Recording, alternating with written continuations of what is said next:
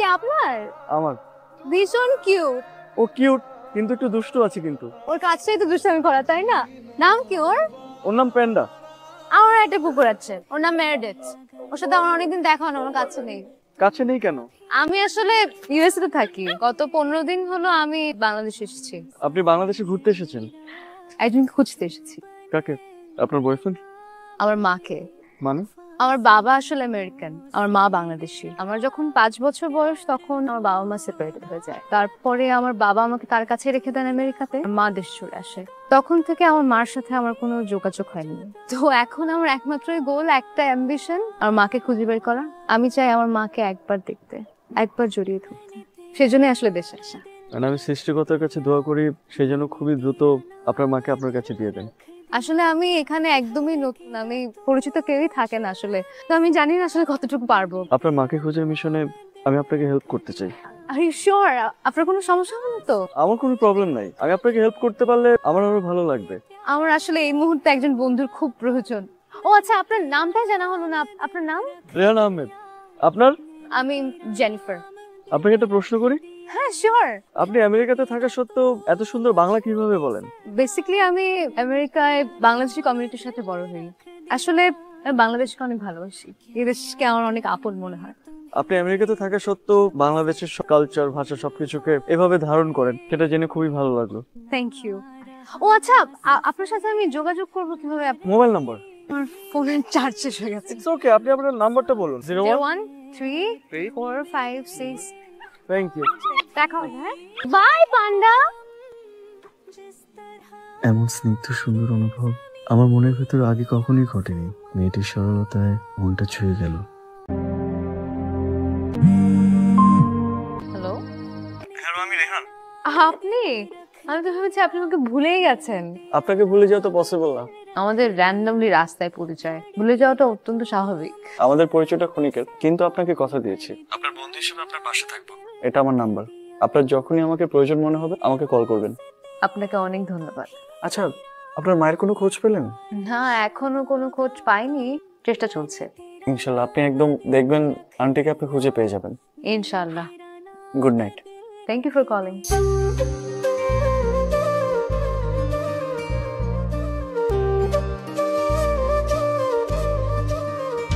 এদিকে বসেন, জায়গাটা অনেক সুন্দর না? আপনাকে অনেক ধন্যবাদ আমাকে এত সুন্দর একটা জায়গায় নিয়ে আসার জন্য। আসলে বাসায় অনেক বোরিং লাগে একা একা বসে থাকতে। আপনি এখানে কোথায় উঠেছেন? আই মিন কার বাসায় থাকছেন? আমার একটা ফ্রেন্ড আছে টিনা, ও আমেরিকাতে থাকে ওর ফ্যামিলিকে নিয়ে। ওরা বাঙালি তো, এই জন্য ওদের এখানে একটা বাড়ি আছে। বাড়িতে কেউ থাকে না, ওদের একটা কেয়ারটেকার আছে, তো আমি এখন ওখানেই আছি। যাক ভালো। ওখানে অনেক বোরিং লাগে, কেউ নাই তো। আপনার বোরিং লাগলে আপনি আমাকে কল করবেন, আমি তো ফ্রি থাকি। আপনি আমাকে বলবেন, আমি আপনাকে এরকম ঘুরতে নিয়ে আসবো। শুনেছি বাংলাদেশের মানুষ নাকি অনেক বন্ধু সুলভ হয়, আর আপনাকে দেখে সেটা আর প্রমাণ পাচ্ছি। আপনাকে দেখলে মনে হয় না কিন্তু আপনি আমেরিকান কেউ। কি সুন্দর আপনি বাংলাদেশের ড্রেস ক্যারি করেন, বাংলাদেশের প্রত্যেকটা ট্রেডিশন ফলো করেন, এই জিনিসটা আমার ভীষণ ভালো লাগে। আপনার ব্যাপারে এই জিনিসটা আমাকে অনেক বেশি মুগ্ধ করেছে। কি যে বলেন, তেমন কিছুই না। আসলে আমার মা বাংলাদেশি তো, হয়তো আমি মার মতো দেখি। কিন্তু কেমন ভাগ্য দেখুন, আমি যার মতো দেখতে তার সাথে কখনো দেখা হয়নি। আমি খুব করে চাই জানেন, আল্লাহ আমার এই আশাটা পূরণ করুক। আমি চাই আমার মাকে একবার দেখতে, একবার জড়িয়ে থাকতে। আপনি একদমই টেনশন করবেন না, দেখবেন সৃষ্টিকর্তা ঠিকই আপনার মাকে আপনার কাছে ফিরিয়ে দিয়েছে। হ্যাঁ, কত অপেক্ষা করবো।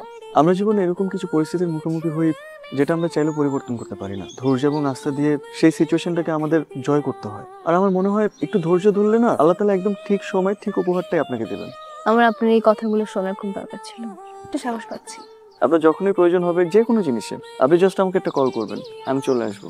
আমি আপনার কাছ থেকে আর কত ফেভার নিব? হ্যাঁ, আমি তো আপনার বন্ধু, তাই না? একজন বন্ধু তো সবসময় একজন বন্ধুর পাশে দাঁড়াবে, এটাই তো স্বাভাবিক। চলেন, সন্ধ্যা হয়ে আসছে। এখন চলে যাবেন? আগেই চলেন। ঠিক আছে।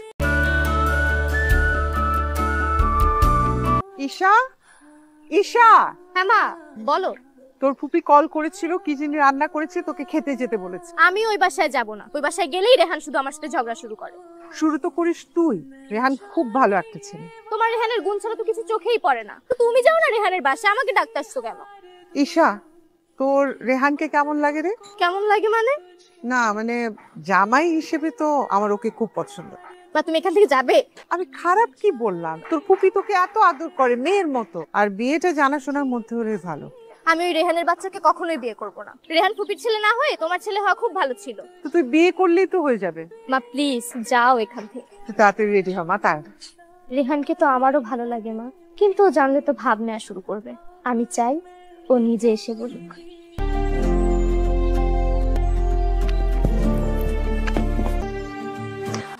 সরি সরি সরি সরি, ওকে। আচ্ছা, আমি আসলে এত এক্সাইটেড। আপনি এত এক্সাইটেড কেন? আর এত তাড়াতাড়ি আমাকে ডাকলেন কেন? কি হয়েছে? আমার মনে হয় আমি আমার মাকে খুঁজে পেয়েছি। আসলে সত্যি? আমি একটা এজেন্সিকে আমার মার সব ইনফরমেশন দিয়েছিলাম, ওরা একটা ঠিকানা পেয়েছে, ওরা ধারণা করছে ওখানে আমার মা থাকে। তাহলে আমরা ওয়েট করতেছি কেন? আসেন।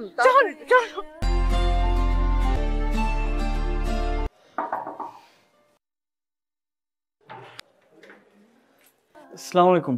আপনি হয়তো আমাদেরকে চিনবেন না, কিন্তু আপনি কি ফারিনা রহমান? হ্যাঁ, আমি ফারিনা রহমান। আমি জেনিফার হায়াত। আপনি আমাকে চিনতে পারছেন? কে জেনিফার হায়াত? আপনি অনেক বছর আগে একজন আমেরিকান ভদ্রলোককে বিয়ে করেছিলেন। আমি আপনার সেই ঘরের সন্তান। তোমাদের মনে কথা ভুল হচ্ছে। আমি কোনো আমেরিকায় থাকা লোককে বিয়ে করিনি। আমার স্বামী জাফর রহমান। আমাদের একটা ছেলে আছে, সে ছেলে আমেরিকায় থাকে। সেই সুবাদে আমাদের মাঝে মাঝে আমেরিকায় যাওয়া আসা হয়। আচ্ছা, বুঝতে পেরেছি। আমরা মনে হয় ভুল ঠিকানায় চলে এসেছি।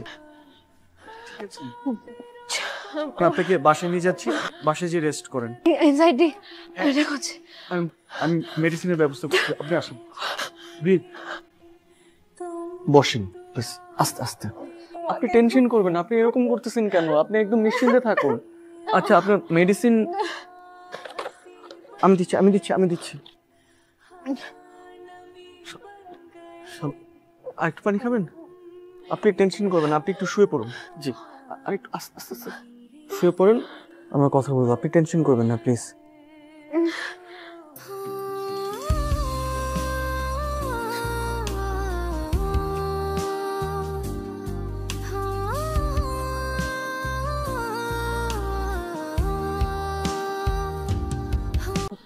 রেহান, আপনি সারা রাত এখানে ছিলেন নাকি?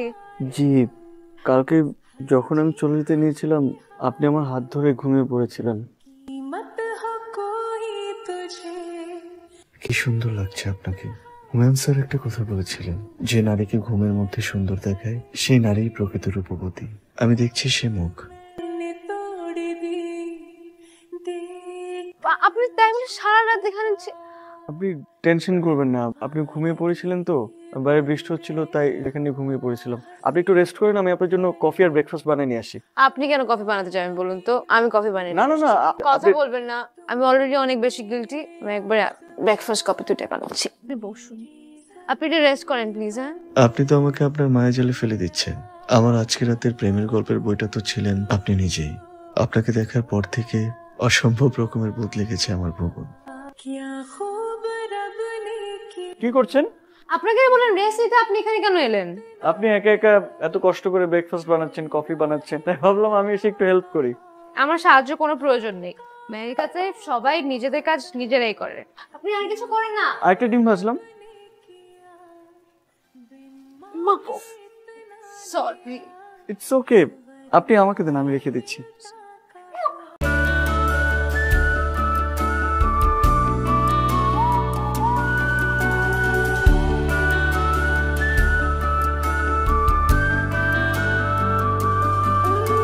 কি জরুরি কথা বলার জন্য আপনি আমাকে ডেকেছেন? আমি বলবো না, বলবে তোমার ভাই। আমরা সিদ্ধান্ত নিয়েছি রেহানকে বিয়ে করাবো। বয়স তো অনেক হলো। এটা তো খুব ভালো সিদ্ধান্ত। আমি চাচ্ছিলাম ঈশাকেই আমাদের ঘরে বউ করতে, যদি তোমার কোনো আপত্তি না থাকে। আপত্তি থাকবে কেন ভাই? ঈশার জন্য এর চেয়ে ভালো পাত্র তো আমি খুঁজে পাবো না। আর ভাই সাহেব, আমি কোনো অপরিচিত কারো হাতে আমার মেয়েকে তুলে দিতে চাই না। আলহামদুলিল্লাহ। আমি তাহলে এই ব্যাপারটা রেহানের সাথে শেয়ার করি। তুমি ঈশা আর ঈশার বাবার সাথে কথা বলো, ঠিক আছে? আমারও মনে মনে এটা ইচ্ছা ছিল, আমি ঈশাকে বলেওছি। আমি কি আমার মাকে কখনোই খুঁজে পাবো না? আমার কি এরকম খালি হাতে আমেরিকায় ফিরে যেতে হবে? আপনি আশা হারাচ্ছেন কেন? আপনি আশা হারাবেন না প্লিজ। আচ্ছা, আমরা আমাদের প্রিয় মানুষগুলোকে হারিয়ে ফেলি কেন বলুন তো? এই জীবনে আমাদের প্রিয় মানুষগুলো, যে মানুষগুলো আমাদের জীবনে থাকবে, সেগুলো নির্ধারণ আমরা করি না, সেগুলো উপর থেকে নির্ধারণ করা থাকে। তা আমি, আপনি বা যে কেউ, তারা চাইলেও তাদের প্রিয়জনকে তাদের কাছে রাখতে পারবে না। কিন্তু প্রিয় মানুষকে হারানোটা যে কি কষ্টের। প্রিয় মানুষগুলো যখন আমাদের জীবনে থাকে আর যখন আমরা তাদেরকে হারিয়ে ফেলি, ঠিক তখনই আমরা তাদের মূল্য বুঝতে পারি। এর আগে কখনোই আমরা তাদের মূল্য বুঝতে পারি না। পৃথিবীতে যখন একটা মানুষ জীবিত থাকে তখন আমরা তার আর্তনাদ বুঝি না, কিন্তু সে যখন মারা যায় তার অভাবটা কিন্তু ঠিকই বুঝি। তো আপনি আপসেট হবেন না, আমরা যে মানুষগুলো আমাদের জীবনে আছে তাদেরকে নিয়ে একটু সুখে থাকি না। পৃথিবীটা একটা মায়ার জগৎ। এই পৃথিবী বাঁচে মানুষকে নিয়ে, আর আমরা বোকা মানুষ বাঁচি অনুভূতি, ভালোবাসা আর মায়া নিয়ে। মায়া ও ভালোবাসা ছাড়া পৃথিবী কিন্তু অস্তিত্বহীন। সেই জন্যই হয়তো আমি এত বছর পরেও আমার মাকে খুঁজছি। ওই যে মায়া, ওই মায়াই হয়তো আমার মধ্যে অল্প একটু আশা এখন দেখে পাচ্ছে। আচ্ছা, আপনি আমাকে কেন এত সাহায্য করছেন? ওই যে মায়া, আমার জন্য তো কিছুটা করছি। আপনার জন্য করছেন মানে? আমার জন্য মানে কিছু না, আমি অন্য কোনো সময় বলবো আপনাকে। ওকে। আপনি আপাতত প্রকৃতিটাকে অনুভব করুন। প্রকৃতি অনুভব করলে আপনার সব দুঃখ কষ্ট সব আরামেই দূর হয়ে যাবে। বলছেন?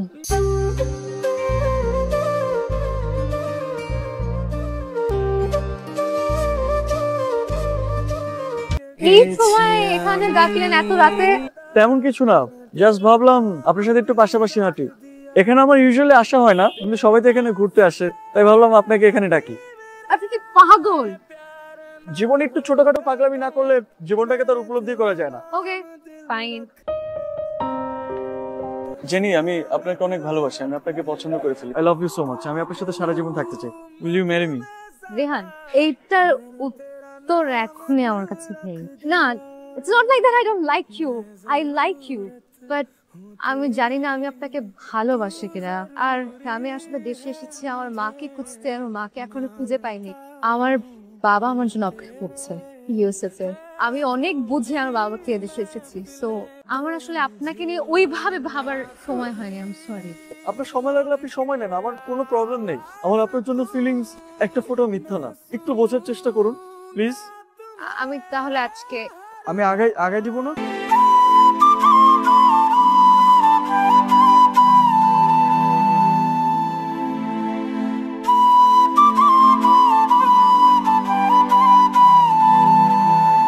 বাদল, কি অবস্থা ভাই? জি ভাইজান, ভালো আছি।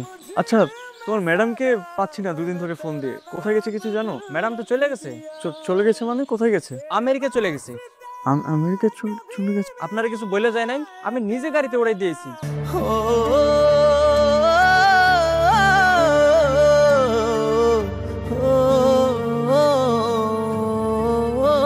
আচ্ছা ভাই, থাকো। হ্যাঁ,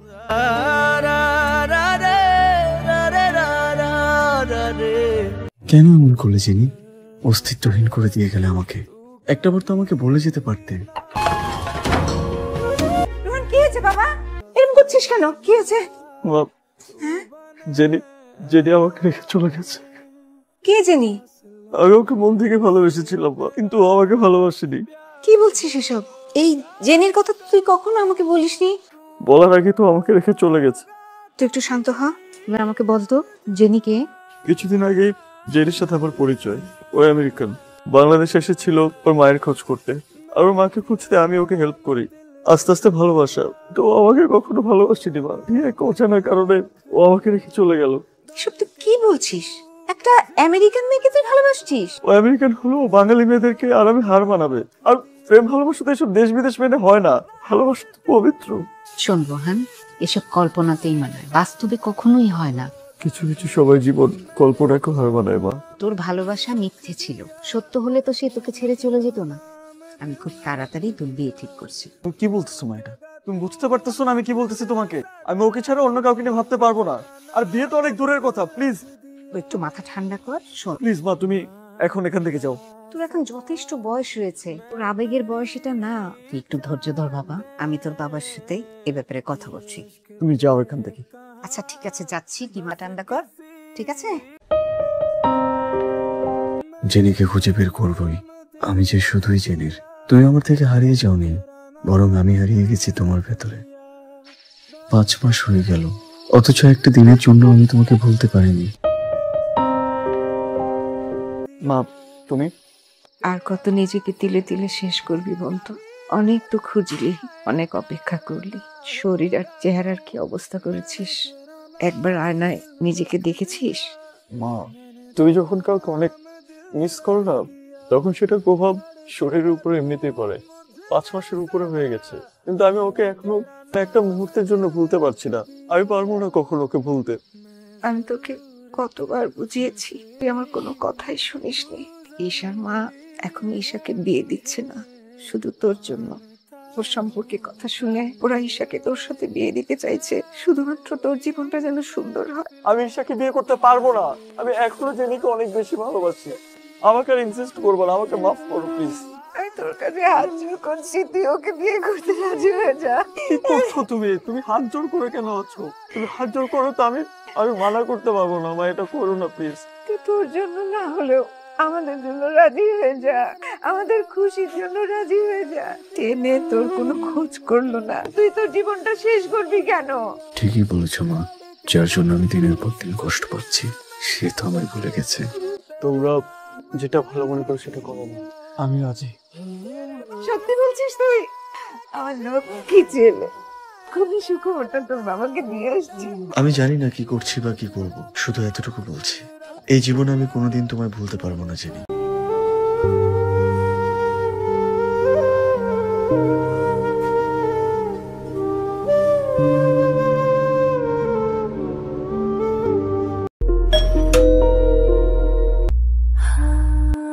আসসালামু আলাইকুম আন্টি। ওয়ালাইকুম আসসালাম। আন্টি, আমি রেহানের বন্ধু। এসো ভিতরে এসো। আসসালামু আলাইকুম আঙ্কেল। জি। রেহানের বন্ধু। এই রেহান, রেহান, তুমি এখানে? রেহান, আমার তোমার সাথে কিছু কথা আছে। তোমার সাথে আমার কোনো কথা বলার ইচ্ছে নেই। তুমি কি করে পারলে এটা? তুমি একটাবার আমাকে বলে যেতে পারতে না? আমি চেয়েছিলাম বলতে, কিন্তু সেদিন বাসায় যাওয়ার পরে আমি জানতে পারি যে আমার বাবা আমেরিকাতে অসুস্থ হয়ে পড়েছে। আমি কোনো মতে ইমার্জেন্সিতে টিকিট কেটে ফোনটাও হারিয়ে যায়। আমার তোমার কন্ট্যাক্ট নাম্বার মুখস্থ ছিল না, আমি তোমাকে কোনোভাবেই কন্ট্যাক্ট করতে পারিনি। তুমি 6 মাস পরে আমাকে এই কথা বলতে আসছো? না, আমি তোমাকে আরো অনেক কিছু বলতে এসেছি। আমার বাবা 3 মাস হসপিটালে থাকার পর মারা যায়। ওই দেশের সব ফর্মালিটি শেষ করে আসতে আসতে আমার 6 মাস লেগে গেল। তোমার কাছ থেকে দূরে চলে যাওয়ার পরে আমি বুঝতে পেরেছি যে আমি তোমাকে কতটা ভালোবাসি। এমন একটা দিন ছিল না যে আমি তোমার কথা ভাবিনি।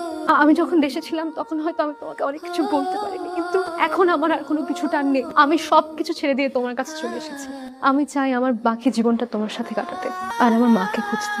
এর আগের বার আমি মাকে খুঁজে পাইনি, কারণ আমার বাবা আমাকে ভুল ইনফরমেশন দিয়েছিল, কিন্তু এবার বাবা মারা যাওয়ার আগে আমাকে মায়ের একটা ছবি দিয়ে গেছে। তুমি অনেক দেরি করে ফেলেছো। আজ সন্ধ্যায় রেহানের আক্ত। দেখো মেয়ে, আমার ছেলেটা অনেক কষ্টে নর্মাল লাইফে ফিরে এসেছে। এক্ষুনি এখান থেকে চলে যাও। আপাই মেয়েটাকে, এই জেনি, তুমি এখানে কেন এসছো? একবার আমাদের ছেলের জীবনটা নষ্ট করে তোমার মন পড়েনি? আজকে আমার মেয়ের আক্ত, আমি চাই না তুমি কোনো রকম ঝামেলা করো। মামি, এভাবে বলবেন না প্লিজ। তো কিভাবে কথা বলবো? আমি এদেরকে খুব ভালো করে চিনি। এসব বিদেশিরা মানুষের মন নিয়ে শুধু খেলতে জানে। তুমি কি আমার কথা বুঝতে পারছো না? আমি আপনাকে একটু জড়িয়ে ধরতে পারি? কি? তুমি আমার সেই মা, যাকে আমি এত বছর ধরে পাগলের মতো খুঁজেছি। জোরে চিৎকার করে তোমাকে মা বলে ডাকতে ইচ্ছে করছে, কিন্তু আমি পারছি না। আমি চাই না আমার জন্য আমার বোনের বিয়েটা ভেঙে যাক। সৃষ্টিকর্তা আমার একটা চাওয়া পূরণ করলো মা, অন্য আরেকটা চাওয়া নিয়ে নিল। মেয়েটা আমাকে হুট করে কেন জড়িয়ে ধরলো? আপনি চিন্তা করবেন না, আমার জন্য আপনার মেয়ের বিয়ে ভাঙবে না। আমি সরি, আমি অসময়ে চলে এসেছি।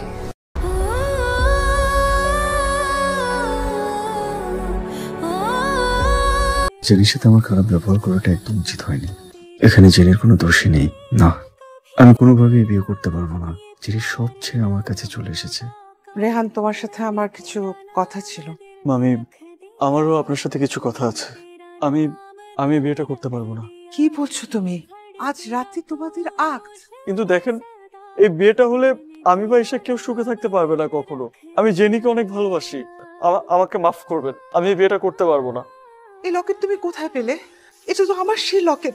তুমি কি বলছেন আপনি? এটা তো জেনির লকেট। জেনির লকেটে আমার কাছে আছে। জেনির আসল নাম কি? জেনিফার হায়াত। বাবার নাম? বুরাক হায়াত। সেটি হলো আমার মেয়ে জেনিফার। আমি ওর গলায় লকেট পরিয়ে দিচ্ছিলাম রেহান। কি বলছেন আপনি? আপনাকেও তাহলে এতদিন খুঁজে বেড়াচ্ছিল? আপনাকে বছরের পর বছরও খুঁজে বেরিয়েছে। আমার মেয়েটার সাথে আমার দেখা হলো আর আমি ওকে চিনতে পর্যন্ত পারিনি। তার মানে ও কালকে বুঝে গিয়েছিল যে আপনি ওর মা? তুমি কি জানো জেনিফার কোথায় আছে? হ্যাঁ আমি জানি। আমাকে প্লিজ নিয়ে চলো বাবা। হ্যালো ভাইয়া, ভাইয়া আমি বাদল। ভাইয়া আপার অবস্থা তো ভালো না। ভাইয়া আসুন ভাইয়া, দেখেন ম্যাডাম কি হয়েছে। আমার মেয়ে কি হচ্ছে? সরি, কি হয়েছে? Is no more. আমার মনে হয় উনি ঔষধের ডোজটা একটু বেশি নিয়ে ফেলেছিলেন, যার কারণে ঘুমের মাঝে হার্ট অ্যাটাক করেছে। এত বছর মা, তোমার সাথে আমার দেখা ঠিকই হলো, কিন্তু তোমাকে বলতে পারলাম না যে আমি তোমার মেয়ে। একবারও তোমাকে মা বলে ডাকতে পারলাম না। তোমাকে কাছে পাওয়ার আনন্দ যতটা ছিল, রেহানকে হারিয়ে ফেলার যন্ত্রণাটাও ততটাই ছিল। আমি যে রেহানকে বড্ড ভালোবাসি মা, আমার দমটা বন্ধ হয়ে আসছে। রেহানকে হারানোর যন্ত্রণাটা মৃত্যুর যন্ত্রণা থেকেও কঠিন। রেহান, এই পারে না হয় তুমি আমার বোনের হয়ে থেকো, ওই পারে ওপর আল্লাহর কাছ থেকে আমি তোমাকে চেয়ে নেব।